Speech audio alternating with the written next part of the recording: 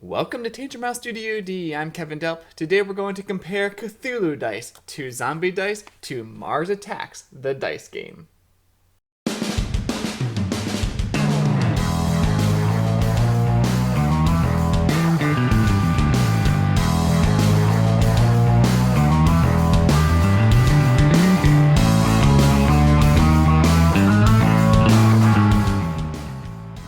These three games, Cthulhu Dice, Zombie Dice, and Mars Attacks, are published from Steve Jackson Games, and they all use dice. I'm going to give you a quick overview of each one, and then compare them to each other. We'll start with the smallest one, Cthulhu Dice. All you have is a die and glass beads. Those act as sanity tokens. One player, the caster, takes the die and tries to curse another player by rolling the die. Then the victim gets to respond by rolling the die against the caster, and play continues by passing the die to the player to the left. Each face of the die activates a different result. The yellow sign, your target loses a sanity to the middle of the table, where Cthulhu is waiting. The tentacle, the caster gets a sanity from the victim.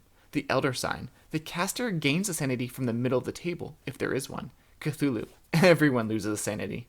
And the eye, the caster chooses any other result.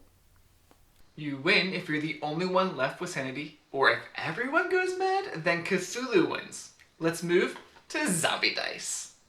Zombie Dice is a push your luck dice game. You have a bunch of dice and a bag and a score sheet. On your turn, you pull dice from the bag and roll them. You want to roll brains. If you roll feet, then you can re-roll them on your next roll. But shotguns are bad. If you ever have 3 shotguns, then your turn is over and you lose all your brains. But if you finish your turn without busting, then you get to count all your brains. The end of the game is triggered when someone reaches 13 brains. And then at the end of the round, whoever has the most brains wins the game. The Horde Edition brings some extra variance to the game. There's Big Summer Action Movie, Santa Claus Meets the Zombies, and the direct-to-video sequel. Those have more dice to use in the game. And then there's Playing the School Bus that also uses a huge yellow die. We recorded a playthrough of Playing the School Bus, and that should be on our YouTube channel in a few weeks. Let's move to Mars Attacks, the dice game. In this game, you have cards, dice, and tokens. You'll set out the difficulty card and 4 stacks of cards and a number of cards in each stack based on the number of players. On your turn, you choose a target card and roll the dice. Any nuke symbols are placed on the nuke spots on the cards. If you ever fill all the nuke spots, then your turn ends and you do not get to use any of your results. If you targeted a city, then you place your ray guns on the card and you can push your luck and re-roll the Martians. But if you targeted a monument, then you only roll once and place your results unless you busted.